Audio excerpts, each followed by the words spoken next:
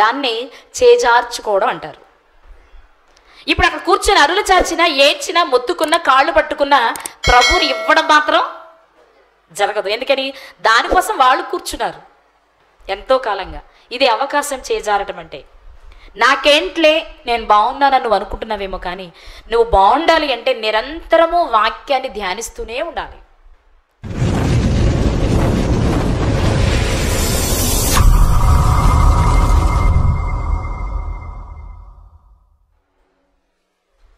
ముందుగా నాకు ఈ అవకాశాన్ని ఇచ్చిన దేవాతి దేవునికి కృతజ్ఞతలండి. మరి మమ్మల్ని ప్రేమతో ఆహ్వానించిన సహోదరుల కుటుంబాలకు, వాక్యాన్ని వినడానికి చేరువచ్చిన మీ అందరికీ మన ప్రభువు ప్రియరక్షకుడైన యేసుక్రీస్తు వారి నామంలో నా హృదయపూర్వక వందనాలండి. బాగున్నారా? చాలామంది నా ఫేస్ తెలుసా? కొద్ది మందికి తెలియకపోయి ఉండొచ్చు, చాలా తక్కువ మందికి. మంచిది. మరి చాలా ప్రాంతాల నుంచి దూరం ఎక్కువ తక్కువ అనేది ప్రక్కన పెడితే వాక్యాన్ని వినడం కోసమే మనం అంతా ఇక్కడ చేరాం కదా.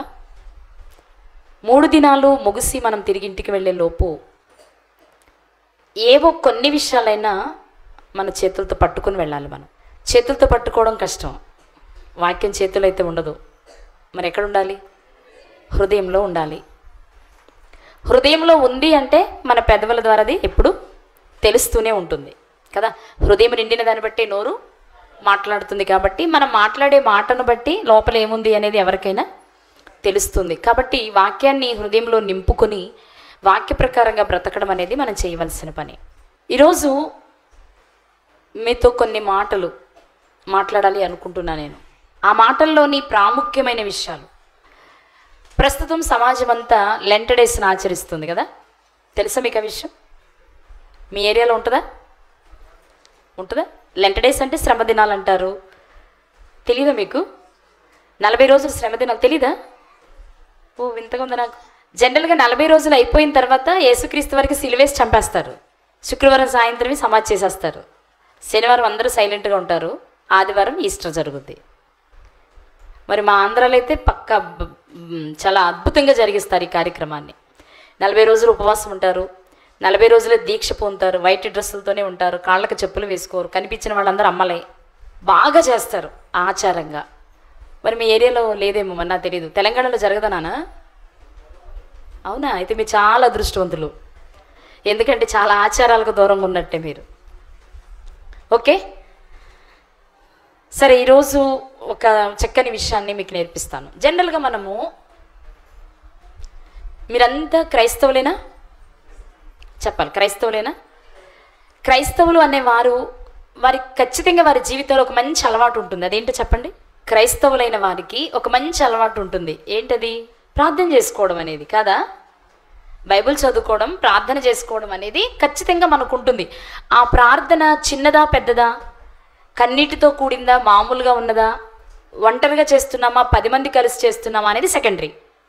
ఫస్ట్ ఆఫ్ ఆల్ అందరికీ ఉండే ఒక మంచి అలవాటు ఏంటి అంటే, ఏది చేసుకుంటున్నా చిన్న ప్రార్థన చేసుకుంటాం. తినేటప్పుడు కానీ ప్రభువా ఇదిగో ఇది మాకు ఈరోజు ఇచ్చారు, అందుకే మీకు కృతజ్ఞతలు అని ప్రార్థన చేస్తాం.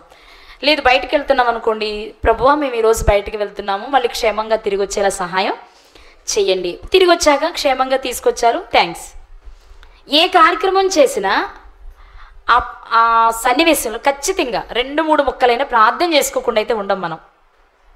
అవునా కదా? ఇక రెండవది, మనం ఏదైనా తప్పు చేసామనుకోండి, మనం చేసింది తప్పు అని అర్థం అవ్వగానే మొట్టమొదటిగా మనం చేసే పని ఏంటి అంటే దేవుని సన్నిధిలోకి వెళ్ళి ప్రార్థన చేసుకుంటాం. ప్రభువా నేను తెలియక తప్పు చేశాను, దయచేసి నన్ను క్షమించరా, ఇక మీదట నేను ఎప్పుడు అలాంటి తప్పు చెయ్యను. మనకు అవసరమైన ప్రార్థన చేస్తాం. మనం ఏదైనా మిస్టేక్ చేసామనుకున్నా ప్రార్థన చేస్తాం. బాగుంది.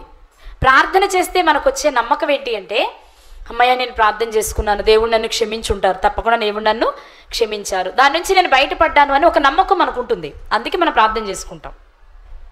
అందుకే చేస్తారు. మీరు చేసుకుంటారు? అసలు మీరు కొంచెం మాట్లాడండి. చేసుకుంటారు కదా, అందుకే చేస్తాం. అయితే మన అవసరాలు తీర్చాలి, లేదంటే మనం ఏదైనా తప్పు చేస్తే క్షమాపణ కోరుకోవడం కోసం మనం ప్రార్థన చేస్తాం. ఈ ప్రార్థన ఒంటరిగా చేస్తాం, సమాజంలో చేస్తాం, గుంపులుగా చేస్తాం, కన్నీటితో చేస్తాం, హ్యాపీ మూడ్లో చేస్తాం, అన్ని రకాలుగా చేస్తాం. కానీ ఏదైనా సందర్భంలో ఏదైనా సందర్భంలో మనం చేసిన ప్రార్థన కూడా పాపమైందనుకోండి, అసలు మనకు ఊహ వస్తుందా? నేను చేసే ప్రార్థన కూడా పాపమయ్యింది అనే స్పృహ మనకు ఉంటుందా? అవుద్ది అసలు. అలా మనం ప్రార్థన ఎందుకు చేసుకుంటాం? పాపం చేస్తే పోగొట్టుకోవడానికి, పాపం చేస్తే తీసివేసుకోవడానికి. కానీ మనం చేసే ప్రార్థన కూడా పాపమైందనుకోండి, అప్పుడు మీరు అనుకుంటారు ఈ ప్రార్థన చేసుకోవడం ఎందుకు? మనం చేసే ప్రార్థన కూడా పాపం అయితే మనం ప్రార్థన చేయడం, ఉదాహరణకి మీకు అర్థమయ్యే భాషలో చెప్తా. మనం ఎవరికైనా సహాయం చేస్తున్నాం, మనం ఎవరికైనా సహాయం, ఏదైనా ఆర్థిక పరిస్థితి, ఆర్థిక ఇబ్బంది వచ్చినప్పుడు మనం సహాయం చేసామనుకోండి, జనరల్గా మనం ఏం ఆశిస్తామంటే వాళ్ళు తిరిగి మనకి సహాయం చేయకపోయినా మనం చేసిన సహాయాన్ని గుర్తించి కృతజ్ఞతగా ఉంటే చాలనుకుంటాం. మనం చేసామనే సంగతి వాళ్ళకి గుర్తుంటే చాలనుకుంటాం. మన నుండి సహాయాన్ని పొందిన వ్యక్తి తిరిగి మనకి సహాయం చేయకపోగా, కనీసం మనం చేసామన్న స్పృహ కూడా, గుర్తు కూడా లేకుండా తిరిగి మనల్నే వాళ్ళు బాధిస్తున్నారు అనుకోండి, మనకేమనిపిస్తుంది? ఇలాంటి వాళ్ళకి సహాయం చేయడం కంటే చేయకుండా ఉండటమే బెటర్ అనిపిస్తుంది.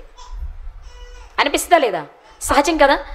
అలాగే ఇప్పుడు మన ప్రార్థన ఎందుకు చేసుకుంటున్నామంటే దేవుడు మనల్ని క్షమించాలని, మన అవసరాలు తీర్చాలని. కానీ మనం చేసిన ప్రార్థన కూడా పాపం అయిపోతాయి. అప్పుడు మనకు అనిపిస్తుంది ఎందుకు ఇంకా ప్రార్థన చేసుకోవడం, మనకెందుకు ఇంకా ప్రార్థన వేస్ట్ కదా.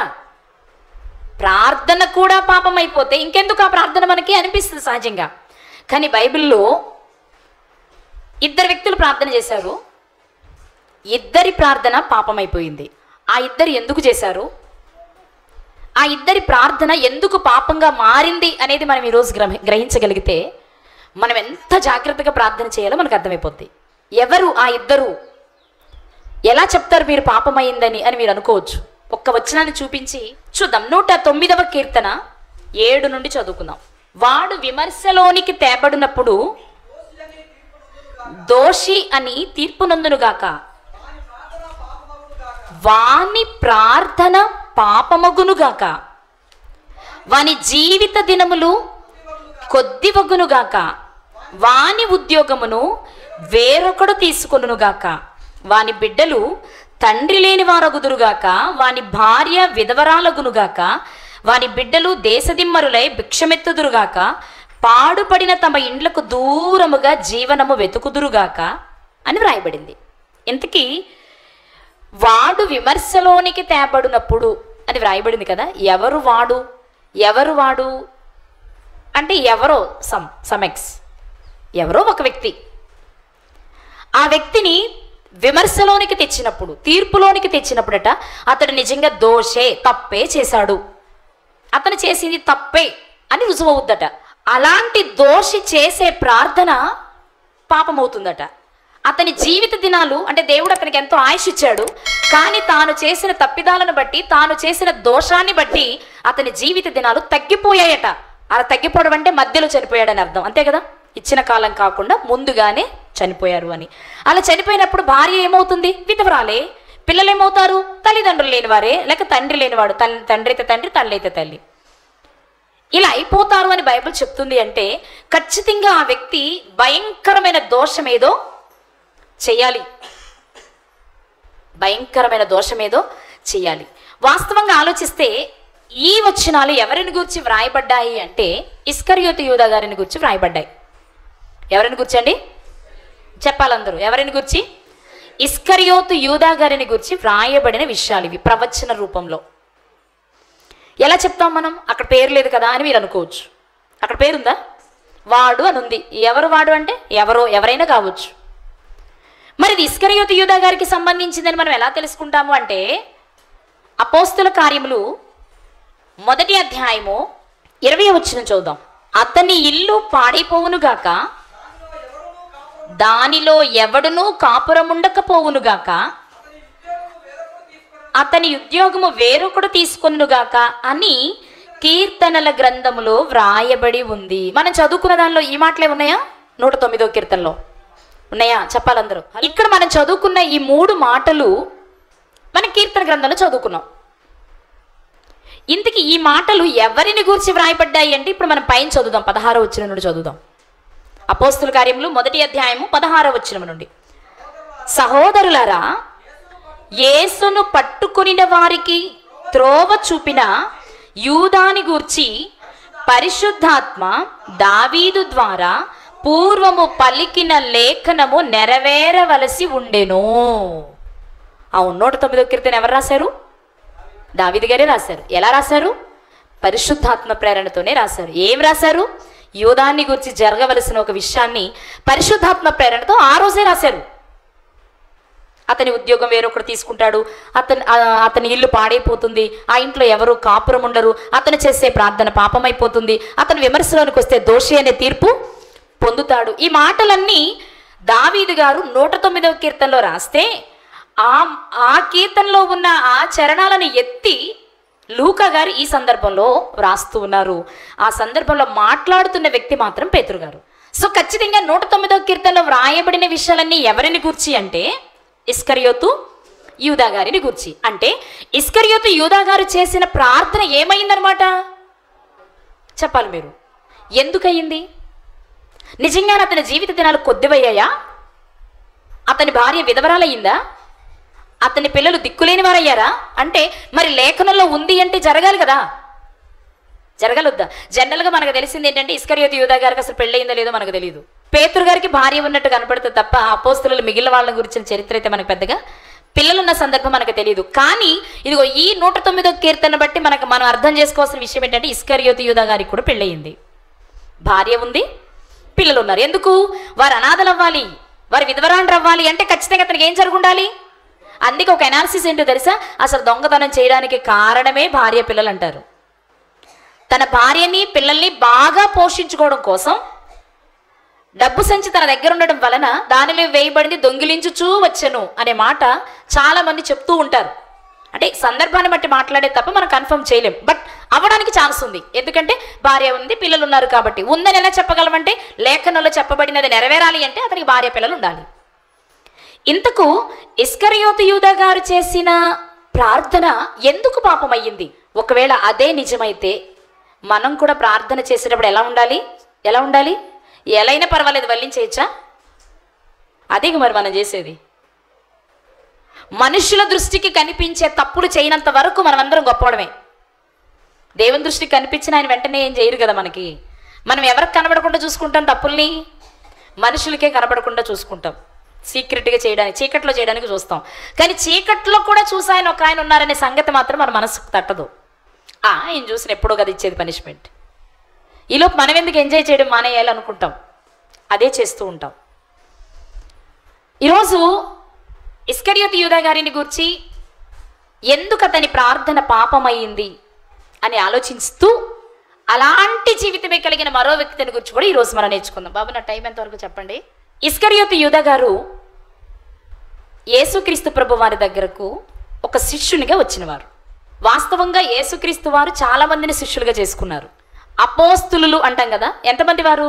ఏంటో అర్థం కాల. యేసుక్రీస్తు వారితో 13. యేసుక్రీస్తు వారు అపోస్తులుడా? అలా అనుకుంటే పంపబడిన వారు చాలా మంది ఉన్నారు. మరి వెరీ గుడ్ నాన్న, బాగా చెప్పావు. నిజమే, 13 కాదండి, చాలా మంది ఉన్నారు. ఒక్కసారి వారిని మీకు అలా చూపించి నేను ముందుకెళ్ళిపోతా. ఎందుకంటే మరి మీరు ఏదో ఒక విషయం నేర్చుకోవాలిగా. ఓకేనా? యోహాను స్వార్త 1వ అధ్యాయం, యోహాను స్వార్త 1వ అధ్యాయము 6వ వచనం. దేవుని యొద్ద నుండి పంపబడిన ఒక మనుష్యుడు ఉండెను, అతని పేరు యోహాను. ఇక్కడ ఒక వ్యక్తి పంపబడ్డారు. ఎవరి చేత చెప్పాలందరూ? ఎవరి చేత? దేవుని చేత. పంపబడిన వాడిని ఏమంటారు చూద్దాం. యోహాను సువార్త 13వ అధ్యాయం 16వ వచనం. దాసుడు తన యజమానుని కంటే గొప్పవాడు కాడు, పంపబడిన వాడు తను పంపిన వాని కంటే గొప్పవాడు కాడని చెప్పుచున్నాను అన్న చోట పంపబడిన వాడు అన్న పదం పైన 1 అని వేసి ఫుట్ నోట్లో ఏముందో చూడండి. సో అపోస్తులుడు అంటే అర్థం ఏంటి? పంపబడిన వాడు. లేదా పంపబడిన వాడు అంటే అర్థం ఏంటి? అపోస్తులుడు. ఇప్పుడు యోహాను గారు పంపబడిన వారేనా? బాప్తిస్మ ఇచ్చే యోహాను గారు పంపబడిన వారేనా? అంటే ఆయన కూడా అపోస్తులుడేనా? అపోస్తులుడు అని మనం పిలవకపోయినా ప్రత్యేకంగా పంపబడ్డారు అంటే అపోస్తులుడే. నెంబర్ 1. ఇక 2, యేసుక్రీస్తు వారు కూడా పంపబడిన వారేనా? తండ్రి తన కుమారుని ఈ లోకంలోనికి పంపెను. అంతేకాదండి, యేసుక్రీస్తు వారిని గురించి డైరెక్ట్గా అపోస్తులుడు అనే పదం రాయబడింది బైబిల్ గ్రంథంలో. చూద్దాం. హెబ్రీయులకు రాసిన పత్రిక 3వ అధ్యాయం 1వ వచనం.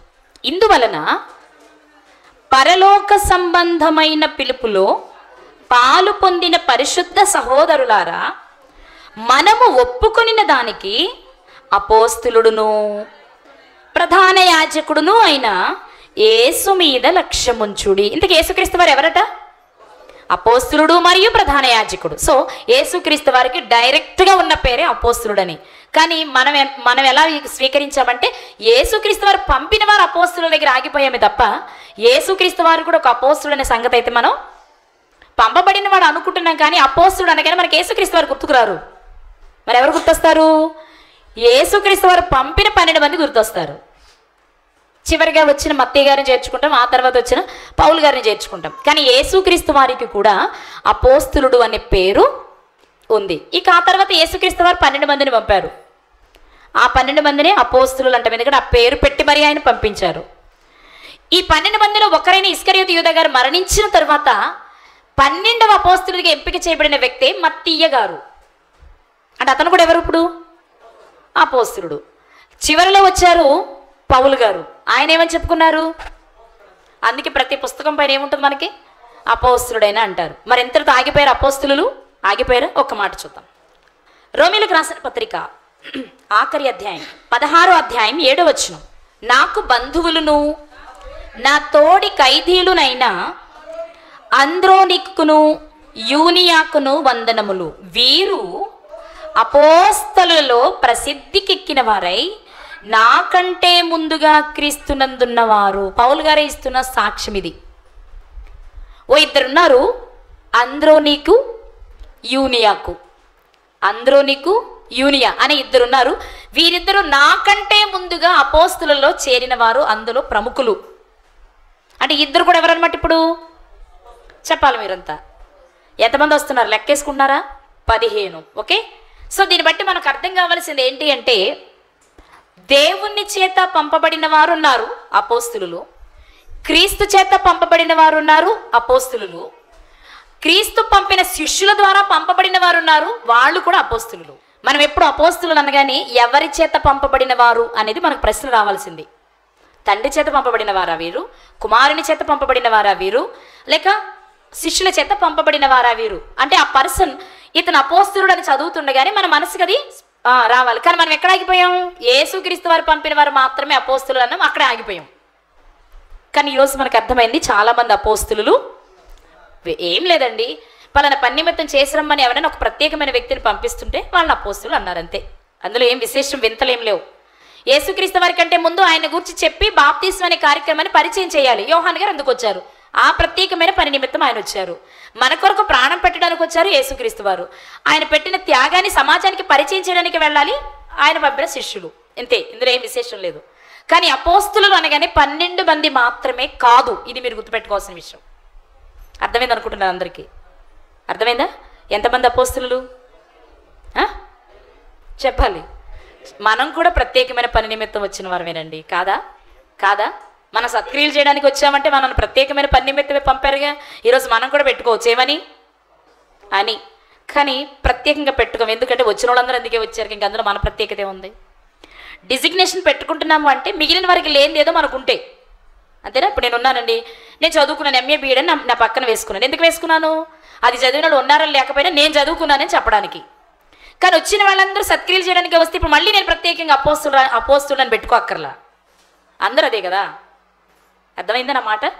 సో ఇది కాబట్టి యేసుక్రీస్తు వారి శిష్యులలో లేక యేసుక్రీస్తు వారి చేత సమాజంలోనికి పంపబడిన వారిలో ఇస్కరియోతు యూదా గారు కూడా ఒకరు. ఈయన అసలు ఎలా వచ్చారు ప్రభు దగ్గరికి? ఉదాహరణకు పేతురు గారు, అంద్రే గారు, యాకోబు గారు, యోహాను గారు ఉన్నారు కదా. వీళ్ళు ఎలా వచ్చారు అంటే, వాళ్ళు వలలు బాగు చేసుకుంటూ చేపలు పట్టుకుంటూ ఉన్నారు. ఒకానొక దినమంది ఏం జరిగింది అంటే, యేసుక్రీస్తు వారు ఓడలో కూర్చొని, అదే పడవలో కూర్చొని సువార్తను ప్రకటించారు. అయిపోయిన వెంటనే పడవ లోతుకేసి చేపలు పట్టమన్నారు. చేపలు పట్టమంటే లోపలికి నడిపించి చేపలు పట్టారు. ఎన్ని చేపలు పడ్డాయి? ఎన్ని? ప్రశాంతంగానే మాట్లాడతాను, నాకు ఇంకా 3 రోజులు ఉంది.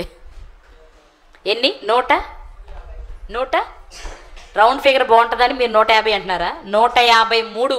అది కూడా ఫస్ట్ టైం పడిన చేపలు కాదవి. బైబిల్లో 2 సార్లు పడ్డాయి చేపలు. 2 సార్లు లోతుకు నడిపి వలలు వేశారు. చాలామంది దీన్ని ఒకే సందర్భం అనుకుంటారు. ఇప్పుడు మీకు ఒక్కసారి రెండు చూపించి నా పాటలోనికి వెళ్తా. యోహాను సువార్త 21వ అధ్యాయము 11వ వచనం.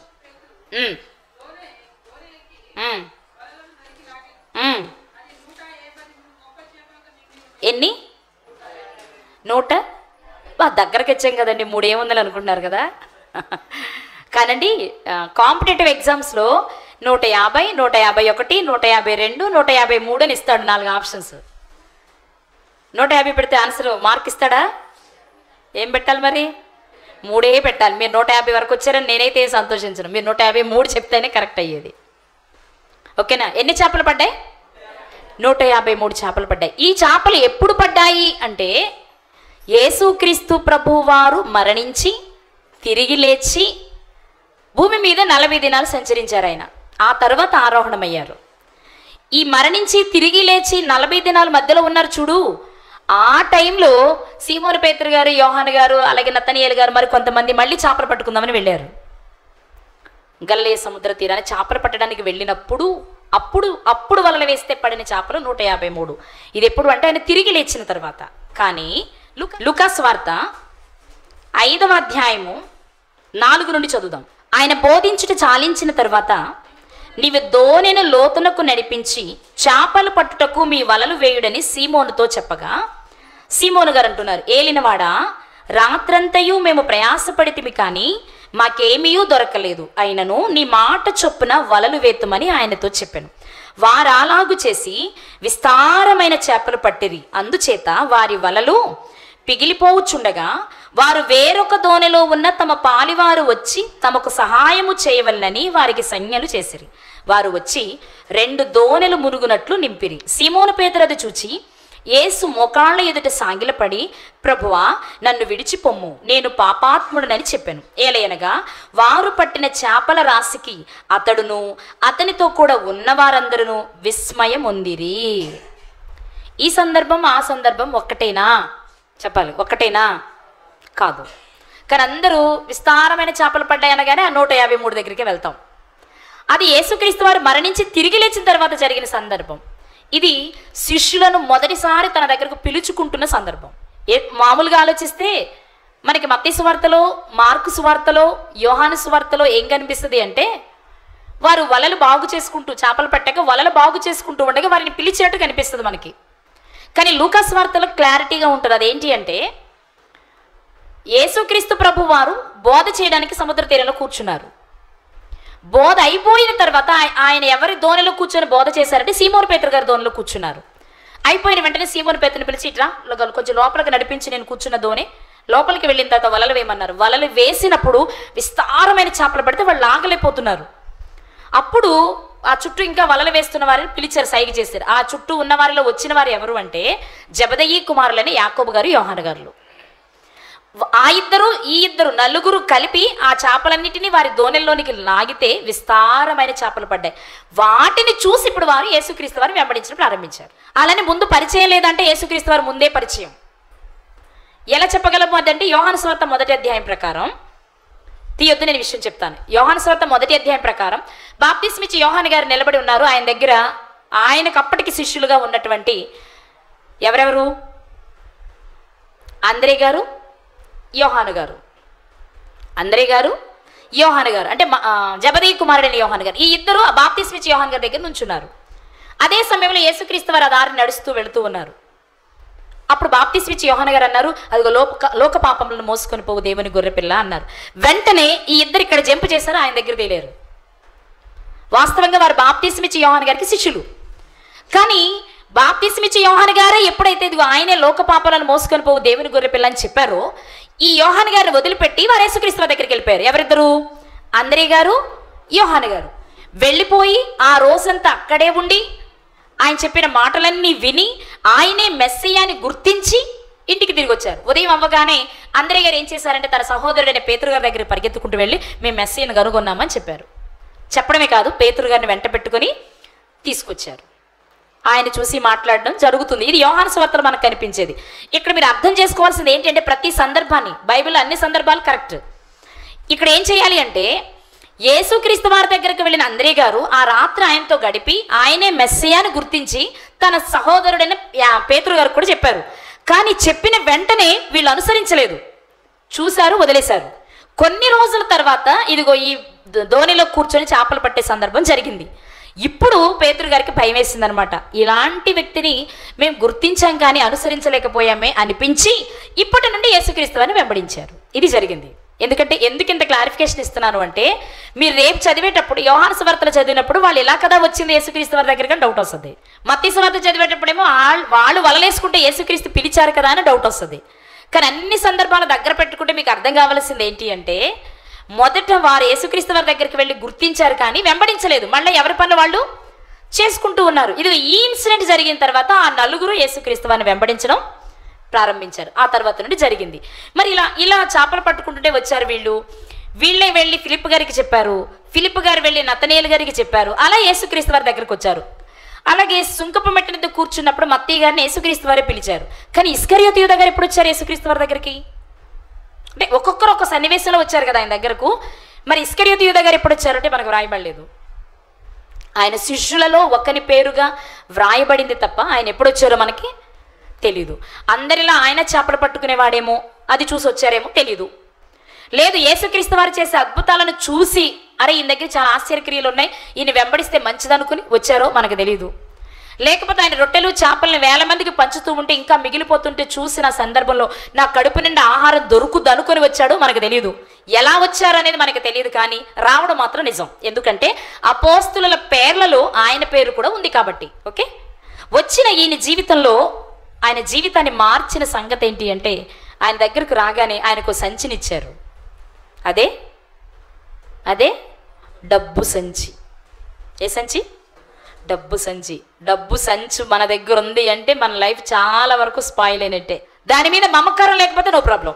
నీకు 1% మమకారం ఉన్నా మిగిలిన 99% మమకారం అదే పెంచుద్ది నీకు. నువ్వేం చేయక్కర్లేదు. ఇంకా నా మాట అర్థమైందా? మీకు 1% ఉంటే చాలు. కానీ మీరు 1% ఇస్తేనే మీ దగ్గరకు వస్తుంది. మీరు ఆ 1% కూడా ఇవ్వలేదనుకోండి, నిన్ను మార్చడం సిరి తరం కాదు, లేకపోతే సాతాను తరం కాదు. నీ దగ్గర 1% అవకాశం ఉన్నా చాలు, ఎంటర్ అయిపోద్ది. ఇక మిగిలిన 99% అదే డెవలప్ చేస్తుంది. అది డబ్బుకున్న మహిమ. డబ్బు కావచ్చు, ఆ శరీరాశ కావచ్చు, నేత్రాశ కావచ్చు, జీవపుడంబం ఏదైనా సరే మనం అవకాశం ఇస్తేనే ఎంటర్ అవుతారు.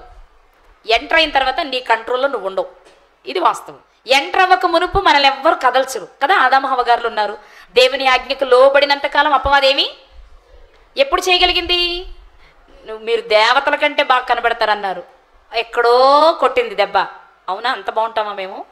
ఒకసారి చూద్దాం అనుకుంది హవ్వ గారు. అంతే, ఏమైపోయింది? ఆ తోటలో నుండి బయటకు గంటే వరకు వదిలిపెట్టలేదు. ఇది ఎవరి జీవితంలోనైనా సరే. సో ఇస్కరియోతు యూదా గారి దగ్గర కూడా సంచి వచ్చింది. సంచి చూడగానే మనసు కరిగింది. నా దగ్గర కాబట్టి సంచి ఉంది, ఇంకెవరి దగ్గర ఉందా? వాస్తవం చెప్పాలంటేనండి, యేసుక్రీస్తు వారు ఏర్పాటు చేసిన ఆ 12 మందిలో నిజంగా చెప్పాలంటే ఉంటే సంచి ఎవరి దగ్గర ఉండాలంటే మత్తయి గారి దగ్గర ఉండాలి. మత్తయి గారు, మత్తయ్య కాదు, మత్తి ఏమో 12వ స్థానాన్ని భర్తీ చేయడానికి వచ్చింది. ఆయన కాకుండా ముందే మనకు ఒక మత్తయ్య గారు కనిపిస్తారు. సుంకపు మెట్టనద్ద సుంకాన్ని వసూలు చేసే వ్యక్తి అనమాట అతను. సుంకం అంటే డబ్బులు, పన్ను వసూలు చేసేవాడు. అంటే అతనికి లెక్కలు బాగా వచ్చా లేదా? మరి బాగా వచ్చినోడి దగ్గర ఉండాలా సంచి, రానోడి దగ్గర ఉండాలా? మరి ఆయన ఎందుకు వద్దన్నాడు? అది ఉంటే ఎంత నష్టం ఆయనకి తెలుసు. అప్పటికి అనుభవించేశాడు సమాజంలో. మత్తయి గారి దగ్గర డబ్బు సంచి ఉంది. డబ్బు సంచి అంటే లోకల్ పన్ను వసూలు చేయాలంటే డబ్బులన్నీ పెట్టుకోవడానికి అతనికో ఏదో సంచి ఉండాలిగా. ఉంది. ఆ సంచి తన దగ్గర ఉండడం వల్ల సమాజాన్ని గుర్తింపలేదు. సమాజమైన హేళన చేస్తుంది. ఎందుకంటే ఆ రోజుల్లో సుంకాన్ని వసూలు చేయాలి అంటే వేలంపాట ద్వారా ఆ వృత్తిని కొనుక్కోవాలి. రోమా ప్రభుత్వం కొంతమందికి పోస్టులు ఇచ్చేది. ఆ పోస్ట్ కొనుక్కోవడానికి కొంత డబ్బు చెల్లించి వేలంపాట పెట్టేవారు అనమాట. ఇప్పుడు ఉదాహరణకి మూట కొండూరట, ఏదో కొండూరులో పన్ను వసూలు చేసే పోస్ట్ ఉందనుకోండి, వేలంపాట పెట్టేవారు. పాడుకోవడమే. ఎవరెంత డబ్బులు ఎక్కువ. పాట అంటే ఎలా ఉంటుందో మీకు తెలుసుగా. నేను 10 రూపాయలు అన్నాను అనుకోండి, అవతలడు 20 అంటాడు, అతనికి వెళ్ళిపోద్ది. ఈలోపు నేను 30 అన్నాను అనుకోండి, నాకు వస్తుంది. అవతలడు 100 అన్నాడు అనుకోండి, అటుపోద్ది. అంటే ఎవరు ఎక్కువ పాడుకుంటే. ఇప్పుడు ఎవరైనా సరే ఆ సుంకాన్ని వసూలు చేసే ఉద్యోగం కావాలి అనుకుంటే ఇలా వేలంపాట పెట్టేవారట. ఏం పెట్టేవారు? వేలంపాట పెడితే ఆ వేలం పాటలో ఎంతైనా పెట్టి పాడుకునేవారట. ముందు పదవి కావాలి. పదవి వచ్చిన తర్వాత వాళ్ళు ఏం చేసేవాళ్ళు అంటే, రోమా ప్రభుత్వం ట్యాక్స్ విధించేది కదా మనుషులకి, ఇంటి పన్ను ఆదాయ పన్ను వసూలు చేసేది. ప్రభుత్వం ఏమో 10 రూపాయలు పన్ను వేస్తే ఈ సుంకపు గుత్తదారులు 30, 40, 50 వసూలు చేసేవాళ్ళు. ఎందుకు? మనం పాట పాడుకున్నాం, బోల్డ్ డబ్బులు ఖర్చు పెట్టాం కదా, మా డబ్బులు మాకు తిరిగి రావాలా వద్దా? రాజకీయ నాయకులు ఈరోజు అంతే కదండి, ఎలక్షన్లో నిలబడే ముందు కొన్ని వాడతారు, కొన్ని లక్షలు కోట్ల రూపాయలు వాడతారు, దానికి డబ్బులు మళ్ళీ తిరిగి 5 సంవత్సరాలు పూర్తయ్యేలోపు వచ్చేయాలి. వాళ్ళు కూడా అంతే ఆ రోజుల్లో సుంకాన్ని వసూలు చేశారు. అందుకే బాప్తిస్మ ఇచ్చి యోహాను గారి దగ్గరికి బాప్తిస్మ తీసుకోవడానికి వస్తే ఆయన చెప్పిన మాట ఏంటో తెలుసా? ఆ మాట చూపిస్తాం మీకు. లూకా సువార్త 3వ అధ్యాయము 12, 13 వచనాలు. లూకా సువార్త 3వ అధ్యాయము 12, 13 వచనాలు. సుంకరులను బాప్తిస్మము పొందవచ్చి, బోధకుడా మేమేమి చేయవలెనని అతనిని అడుగగా, అతడు చెప్తున్నాడు, మేమేం చేయాలి, మేము మారుమనసు పొందాలనుకుంటున్నాం, బాప్తిస్మం తీసుకోవాలనుకుంటున్నాం, మరి మేము ఎలా ఉండాలో ఒక మాట చెప్పవా అని అడుగుతుంటే ఆయన చెప్తున్న మాట ఏంటి అంటే, మీకు నిర్ణయింపబడిన దానికంటే ఎక్కువ తీసుకొనవద్దని వారితో చెప్పాను. అంటే వారిలో ఉన్న ప్రధానమైన లోపం ఏంటో మీకు అర్థమైందా? నిర్ణయించబడిన దానికంటే ఎక్కువ తీసేసుకునేవాళ్ళు. ఎందుకని? మరి వాళ్ళ లాభం వాళ్ళు తిరిగి వచ్చేయాలిగా. ఇంకో మాట చెప్పనా, వాళ్ళు ఖర్చు పెట్టింది రావాలి, లాభం రావాలి, రోమా ప్రభుత్వానికి చెల్లించాల్సింది మరి ఎన్నొంతులు రావాలి చెప్పండి మీరు. 10 రూపాయలు ఇస్తే ఎంత తీసుకోవాలి? కనీసం మినిమం 40 తీసుకోవాలి. 10 రూపాయలు రోమా ప్రభుత్వానికి ఇవ్వాలి, 20 రూపాయలు నేను వేలం పట్ల కొనుక్కున్నందుకు ఉంచుకోవాలి, మరి లాభం ఇంకో 10 ఉండాలి. అందుకే నిజంగా మీకు మారు మనసు వస్తే మీరు చేయాల్సిన పని ఏంటో తెలుసా? మీకు ఎంత నిర్ణయించబడిందో అంతే మీరు తీసుకొని మీరు చెల్లిస్తే చాలు. మీరు ఇంక పెద్ద గొప్ప పనులేం చేయక్కల, మీరు చేస్తున్న పాపమే ఇది అని చెప్పేశారు ఆయన. కాబట్టి అలా వసూలు చేసే పనిలో ఉండేవారు మత్తయ్య గారు ఫస్ట్లో. అందుకే సమాజం అంతా ఆయన చాలా చీప్గా చూసేవారు అనమాట. అందుకే జక్కయ్య గారు కూడా అలాగే ఉన్నారు, మీకు తెలుసు. ఆయన కూడా సుంకపు గుత్తదారుడే. ఎందుకు సమాజం వారిని గుర్తించేది కాదనుకుంటున్నారు? ఇట్లా ఎక్కువ వసూలు చేసేవారు. వసూలు చేయడం అర్థం ఏంటి? లంచమనే కదా. లంచాన్ని సమర్థిస్తుందా బైబిల్?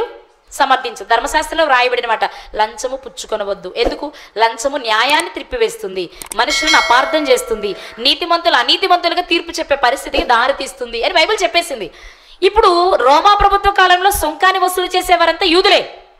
పేరుకే యూదులు, కానీ పనులన్నీ దుర్మార్గ పనులే. అందుకే తోటి యూదులట సుంకరులతో స్నేహం చేసేవారు కాదట. ఎలా నువ్వు లంచగొండివి, నువ్వు నాతో ఉండొద్దు అనేవారట. అలాగే సుంకరుల ఇంటిలో నుంచి ఆడపిల్లని వీళ్ళు తెచ్చుకునేవాళ్ళు కాదంట. వీళ్ళ పిల్లల్ని వాళ్ళకి ఇచ్చేవాళ్ళు. బాబు ఎవడొక్కడు తినడానికి గతి లేకపోతే నేనే భోజనం పెట్టి పెళ్లి చేసుకుంటాను కానీ నా కూతురికి నీ ఇంటికి మాత్రం పంపను అనేవారట యూదులు ఆ రోజుల్లో. ఎందుకంటే లంచగొండులు మీరు అని. ఒకవేళ ఏదైనా గొడవ జరిగింది అనుకోండి, ఆ గొడవ జరిగిన సన్నివేశంలో ఒక సుంకర చూశాడు అనుకోండి, గొడవ జరిగిన దాంట్లో న్యాయమేదో అన్యాయమేదో, జనరల్గా మనం సాక్ష్యం పిలవడానికి వాళ్ళే పిలుస్తాంగా. ఒకవేళ చూసిన వ్యక్తి సుంకర్ అనుకోండి, సాక్ష్యం తెచ్చుకునేవారు కాదంటే వీళ్ళు. శిక్ష అయినా భరించేవారు కానీ సాక్షిగా సుంకర్ని తెచ్చుకునేవారు కాదంటే. అంటే ఎంత భయంకరంగా చూసేవాడు చూడండి మీరు. అర్థమవుతుందా? వాళ్ళతో స్నేహం చేసేవారు కాదు, వారితో వియ్యమందేవారు కాదు, వారి సాక్ష్యాన్ని స్వీకరించేవారు కాదు. అందుకే వాళ్ళ ఇంటికి భోజనం చేయడానికి వెళ్తుంటే సుంకరులతో భోజనానికి వెళ్తున్నాడు ఏంటి అన్నారు యేసుక్రీస్తు వారిని. అంటే సమాజంలో వారంటే ఉండే అభిప్రాయం అంత గొప్పది. ఇవన్నీ చూసి చూసి చూసి మత్తయ్య గారికి విసుగొచ్చేసింది. చిచ్చి, ఎంత సంపాదించినా ఏమీ లాభం లేదా నా జీవితంలో, శాంతి లేదా, నలుగురితో మంచి అనిపించుకున్నప్పుడు ఈ సంపాదన నాకెందుకు అనుకుని బాధపడుతున్న టైంలో యేసుక్రీస్తు వారి పిలుపు ఆయన చెవినబడింది, రా నన్ను వెంబడించు అని. అందుకు అన్ని వదులుకొని వచ్చాడు. ఇప్పుడు అర్థమైంది దానికి ఏమని? డబ్బుంటే ప్రేమ ఉండదు, డబ్బు మీద ప్రేమ ఉంటే మనుషుల ప్రేమ దేవుని ప్రేమ పొందుకోలేమనే సంగతి బాగా అర్థమైంది. కాబట్టి నేను అనుకుంటాను మత్తయ్య గారు యేసుక్రీస్తు దగ్గర రాగానే, మత్తయ్య నీకు లెక్కలు బాగా వచ్చుగా, ఈ సంచి నువ్వు ఉంచనే ఉంటారు. వద్దు ప్రభు, నాకు వద్దు అది, దానివల్ల నేను ఎంత నష్టపోయానో ఇప్పటివరకు చాలు, ఇక నాకు దాని జోలు అనుంటారు ఆయన. అందుకే దాని జోలికి ఆయన లేదా మరి చక్కని లెక్కలు తెలుసు ఆయనకి, ఎంత వచ్చింది ఎంత పోయింది, దేనికి ఎంత ఖర్చు పెట్టారు లెక్కలు రాయాలంటే అందులో దిట్ట ఆయనే. కానీ ఎందుకు వద్దన్నారు? ఆ పోస్ట్ మనకు వస్తేనా వేలం పాట కాదు, ఏ పాట అయినా పాడి మనం కొనుక్కుంటాం. ఎందుకు? మనకేం కావాలి? అవునండి, పైసే పరమాత్మ ఈరోజు మనుషుల దృష్టిలో. అర్థమైందా? కానీ అదే సమయంలో అక్కడే ఉన్న ఇస్కరియోతు గారికి ఒక ఆలోచన వచ్చింది, ఈ సంచి నా దగ్గర ఉంటే ప్రభు నేను చేస్తాను, పైకి బాగా చెప్పుంటాడు, ఎవరో ఒకరు చేయాలిగా ప్రభు, అదేదో నేను చేస్తాను అన్నుంటాడు. సర్లే తీసుకో, ఉంచారు సంచి. అందులో వేసింది దొంగిలించుకుంటూ వస్తున్నాడు. ఎప్పుడు వేసింది అప్పుడు తీసేసుకుంటున్నాడు. అందుకే మరియ గారు యేసుక్రీస్తు వారికి అత్తరు పూసినప్పుడు ఇస్కరియోతు గారు మాట్లాడతారు ఆయన అప్పగించడానికి ముందు, ఎందుకమ్మా ఇంత విలువైన అత్తరు పాడు చేసావు, 300 దేనారాలకు అమ్మేయచ్చు కదా, అంటే 150 రూపాయలు వస్తాయి. 150 రూపాయలు అమ్మి పేదలకు ఇవ్వచ్చు కదా, అంటే పేదలకు ఇవ్వాలి అంటే పేదలకు ఖర్చు పెట్టండి అని మళ్ళీ యేసుక్రీస్తు వారి దగ్గరికి వస్తాయి. డబ్బులు వచ్చినాయి అంటే ఎక్కడ పడతాయి? సంచిలో పడతాయి. సంచి ఎక్కడుంది? ఎవరు నొక్కేయచ్చు? అందుకే యేసుక్రీస్తు గారు చెప్పింది, వాడికి పేదల మీద ప్రేమ ఉండి కాదు, వాడు దొంగిలిస్తూ వచ్చాడు కాబట్టి అలా చెప్పాడు అనే మాట డైరెక్ట్ యోహాను సువార్త 12వ అధ్యాయంలో రాయబడిన మాట. అర్థమైందన్నమాట మీకు. సో ఇస్కరియోతు యూదా గారి జీవితాన్ని మనం ఆలోచిస్తే అతని జీవితంలో ప్రారంభం బాగుంది. యేసుక్రీస్తు వారి దగ్గరకు వచ్చేటప్పటికి బాగున్నాడు కాబట్టి పిలుచుకోగలిగారు యేసుక్రీస్తు వారు. రెండవది, కొద్ది రోజులు బాగానే గడిచింది. యేసుక్రీస్తు వారు అందరితో పాటు అతనికి కూడా అన్ని అధికారాలు ఇచ్చారు, బాగుంది. కానీ సంచిలో డబ్బులు పడుతూ ఉండగా మెల్లగా అతని మనసు ఏమైంది? డైవర్ట్ అయింది. స్లోగా దొంగ నుండి ఆ దొంగతనం ఏ స్థాయికి వెళ్ళిందంటే, అవసరమైతే ప్రభువును కూడా అమ్మేస్తా, ఎంతైనా పర్వాలేదు, ఆ స్థితికి వెళ్ళిపోయాడండి. అతని జీవితం చేజేతులారా నాశనం చేసుకున్నాడు. అయితే అతను చేసిన ప్రార్థన మరి దేవుడు వినాలి కదండి. ఒకవేళ అతను పశ్చాత్తాపపడి ప్రార్థన చేస్తున్నాడు అనుకోండి, దేవుడు వినాలా వద్దా? చెప్పాలి, వినాలా వద్దా? మరి ఎందుకు అతని ప్రార్థన పాపమయ్యింది? అతని ప్రార్థన ఎందుకు పాపమయ్యింది? ఏ వ్యక్తి అయినా పశ్చాత్తాపడినప్పుడు ఇస్కరియోతు యూదా గారు పశ్చాత్తాపడ్డారు అసలు? చూద్దాం మాట. మత్తయి సువార్త 27వ అధ్యాయం 3వ వచనం. అప్పుడు ఆయనను అప్పగించిన యూదా ఆయనకు శిక్ష విధింపబడగా చూచి పశ్చాత్తాపపడి ఆ 30 వెండి నాణెములు ప్రధాన యాజకుల యొద్దకును పెద్దల యొద్దకును మరలా తెచ్చి ఓ మాట అంటున్నారు ఆయన, నేను నిరపరాధ రక్తమును అప్పగించి పాపము చేసి తిని.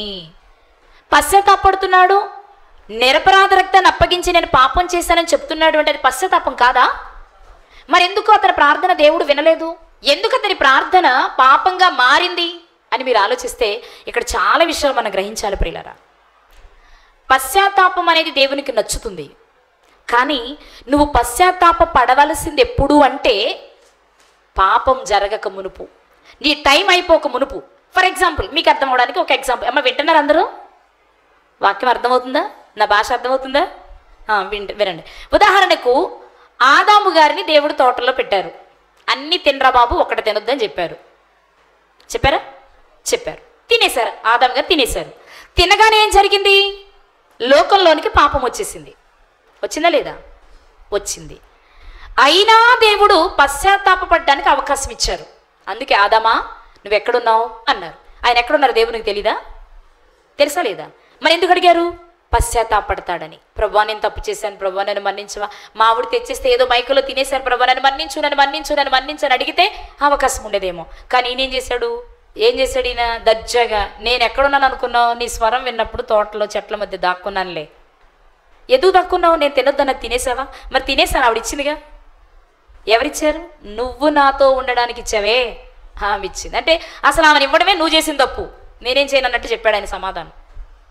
అందుకే యోబు గారు మాట్లాడుతూ ఆదాము గారిని గురించి, ఆదాము చేసినట్లు తన పాపమును రొమ్ములో దాచుకుని ఎడల నేను వేషధారిని అయిపోతాను అన్నారు.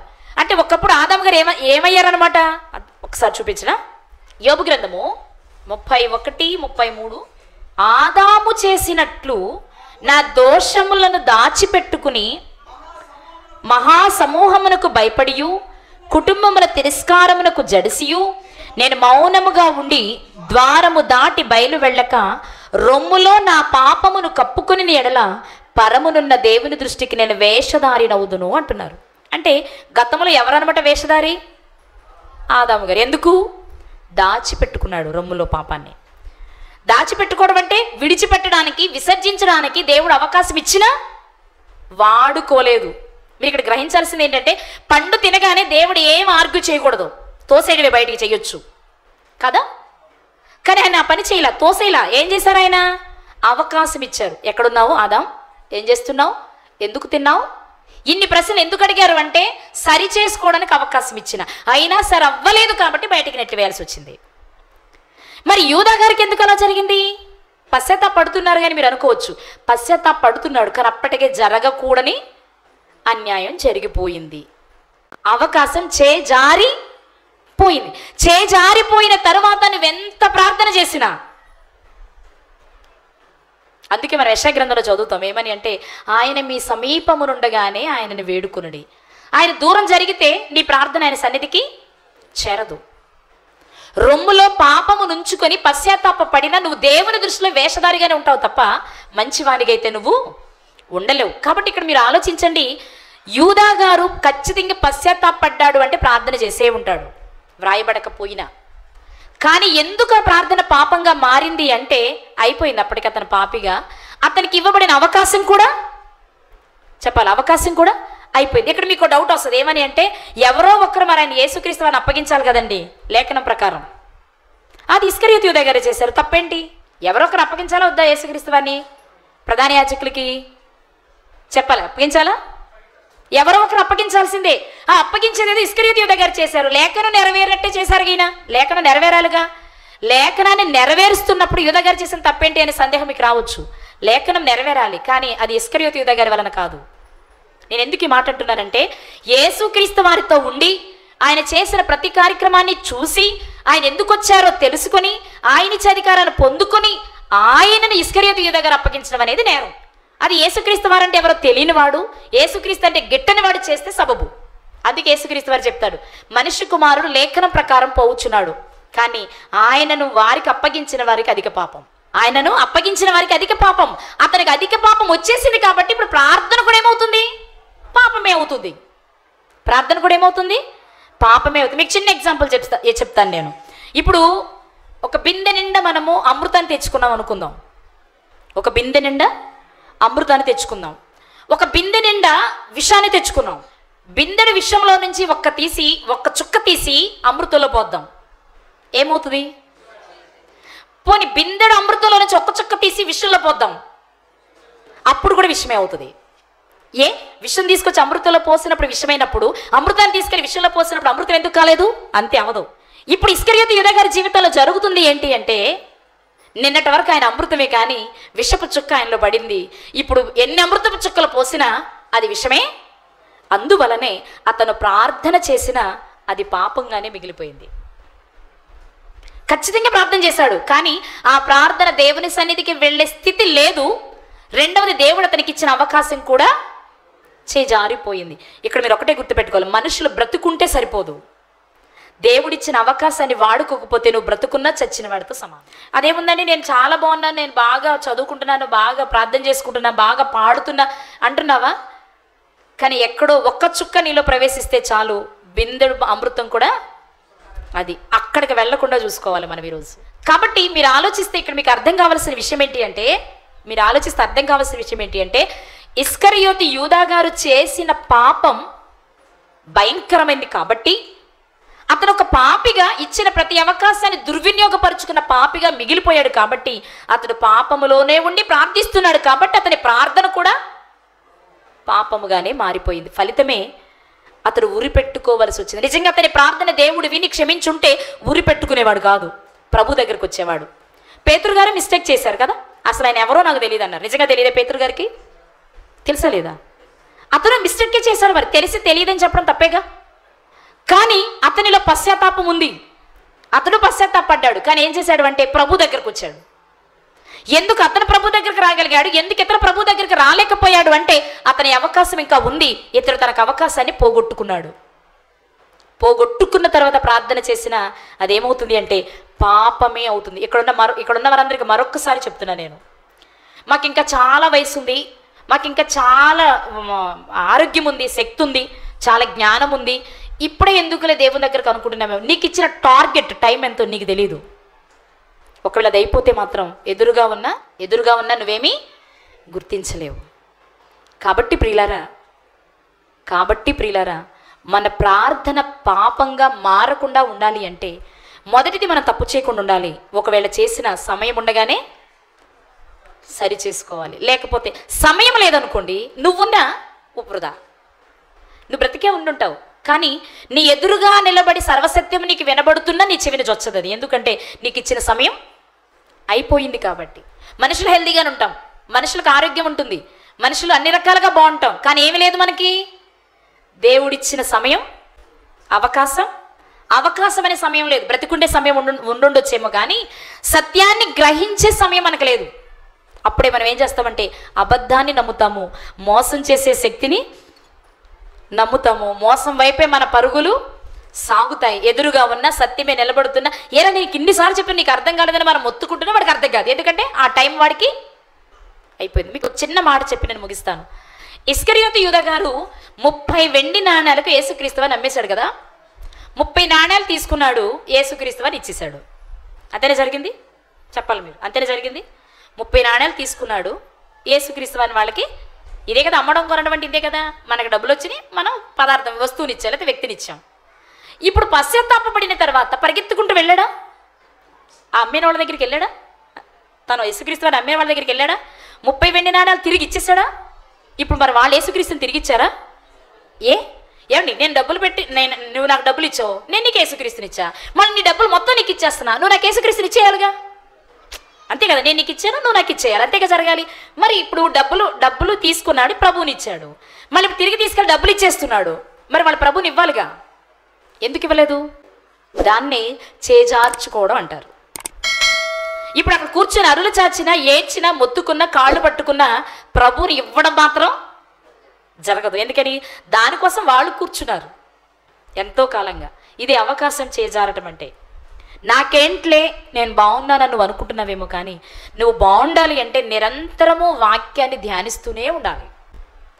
నువ్వెప్పుడు కొంచెం నువ్వు అవకాశం ఇచ్చినా స్లోగా అసలు వాక్యాన్ని చదవలేని వానిగా, వాక్యాన్ని ప్రకారం బ్రతకలేని వానికి నేను మార్చేయగలది. అర్థమవుతుందా? అదేంటండి మీ వెంటనే అవసరమైతే ఇంకో నా దగ్గర చాలా ఉంది, ఇంకా మిగిలిన 4 నాణ్యాలు ఎక్కువేసి ఇస్తానన్నా వాళ్ళు ఎవరు యేసుక్రీస్తుని. సో ఇవ్వడం వరకు అతను చేయగలిగాడు తప్ప తిరిగి తేవడం అతని వల్ల అదే చేజారటం అంటే.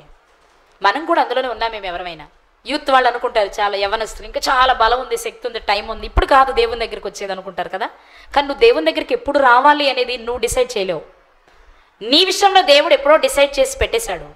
అది ఉన్న లోపు నువ్వు ఏమైనా సిద్ధపడితే, జాగ్రత్త పడితే బాగుంటావు తప్ప లేకపోతే నష్టపోతావు. కాబట్టి ఇస్కరియోతు యూదా గారు తన కాలానికి ముందే చనిపోయాడు. ఊరి పెట్టుకున్నాడంటే అర్థం ఏంటి? అనఫ్ సడన్గా జరిగింది అది. ఇంకెందుకు నేను ప్రభుని తిరిగి తెచ్చుకోలేనప్పుడు, నేను అకారణంగా ఆయన శిక్ష విధించడానికి లేదా ఆయన చావుకి నేను కారణమయ్యానన్న బాధతో నేనేమి చేయలేని నిస్సహాయ స్థితి అనుకున్నాడు. తన కాలానికి ముందుగానే తాను మరణించాడు. ఫలితంగా భార్య విధవరాలైంది, పిల్లలు అనాథలైపోయారు. అతను చేసిన ప్రార్థన ఏమైపోయింది? పాపమైపోయింది. బైబిల్ గ్రంథంలో ఇలాగే ఊరి పెట్టుకున్న మరో వ్యక్తి ఉన్నాడు. అతని ప్రార్థన కూడా పాపమే అయ్యింది. ఎందుకు అయ్యిందో ప్రభు చిత్తమైతే ఎల్లెలోపు ఏదో ఒక రోజు పూర్తి చేస్తా. ఇప్పుడు మనకు అర్థమైంది ఏమని? మనము సరైన రీతిలో ప్రార్థించకపోతే, మనకు సమయం ఉండగానే సద్వినియోగం చేసుకోకపోతే, ఆ తర్వాత కన్నీళ్లతో నువ్వు ప్రార్థన చేసిన కదా. ఏసావు గారు కూడా కన్నీళ్లతో అడిగాడట, మళ్ళా ఆశీర్వాదం కావాలి అని కన్నీళ్లతో వెతికిన అవకాశం అతనికి దక్కలేదు. అలాంటి వారి చరిత్రలు బైబిల్లో చాలా ఉన్నాయి. ఈ మధ్యాహ్న కాల వేళ దేవుడు మనకు తెలియచేస్తున్న విషయం ఏంటి అంటే, నువ్వు ఏ స్థితిలో ఉండి ప్రార్థన చేస్తున్నావు? నీకు అవకాశం ఉండగా చేస్తున్నావా, అవకాశం అయ్యాక చేస్తున్నావా? ఒక్కసారి నువ్వు పరీక్ష చేసుకో. అవకాశం జారితే ఎప్పటికీ తిరిగి రాదు. అదే ఏసావు గారి జీవితంలో జరిగింది, అదే ఇస్కరియోతు యూదా గారి జీవితంలో జరిగింది. నా జీవితంలో అది జరగకూడదని దేవుడు ఈరోజు మనకు ఆ విషయాన్ని తెలియచేస్తున్నాడు. కాబట్టి నేను చాలా ప్రార్థన చేశాను, నేను ప్రార్థన చేస్తే ఎంత బాగుంటుందో తెలుసా, ఎంత సేవ్ చేస్తారో తెలుసా, నా మోకాళ్ళు ఎంత అరిగిపోయాయో తెలుసా అని చెప్పుకుంటుంటారు చాలామంది. అరిగాయి బాగుంది, కానీ నీ మోకాళ్ళు అరిగాయి, కానీ నీ మాట దేవుడు విన్నారా? విని నీకు సహాయం చేశారా? పోనీ సహాయం చేయకపోయినా పర్వాలేదేమో, కానీ నీ ప్రార్థన ఎలా మారకూడదు? పాపంగా అయితే మారకూడదు. ఒకవేళ అలా మారితే ఇక ఈ బ్రతుకు వలన ప్రయోజనమే లేదు. కాబట్టి ఒక్కసారి ఆలోచించండి, ప్రార్థన కూడా పాపంగా మారుద్దంటే మారింది వారి జీవితాల్లో. అలా మారిన ఒక వ్యక్తిని మనం చూసాం. ప్రభు చిత్తమైతే రెండో వ్యక్తిని గురించి తర్వాత మాట్లాడుకుందాం. తలలోంచండి, ప్రార్థన చేస్తాం.